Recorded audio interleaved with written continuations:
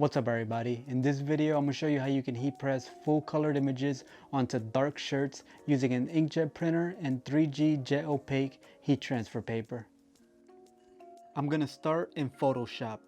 I'll open up the image I'm going to be using and do any adjustments like saturation and contrast.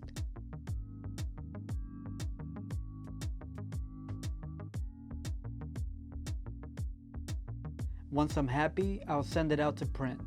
And for this type of transfer, there's no need for you to mirror the image.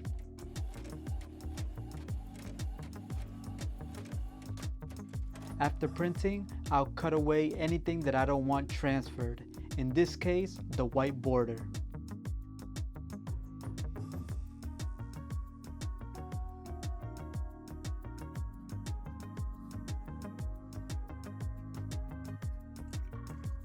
Then I'll carefully peel off the backing paper.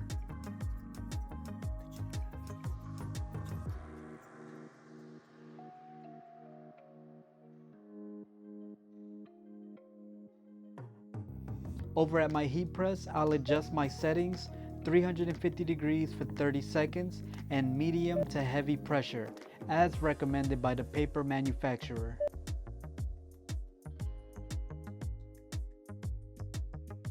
I load my shirt and pre-press for about 5 to 7 seconds.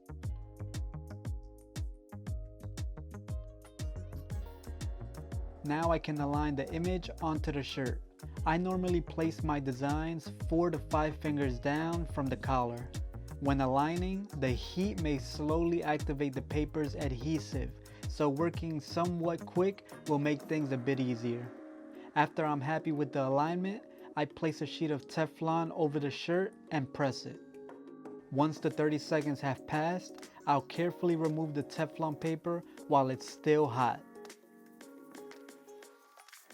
After the first press, I like to give the shirt and the image a very light and even stretch. Then I press a second time for about 10 seconds.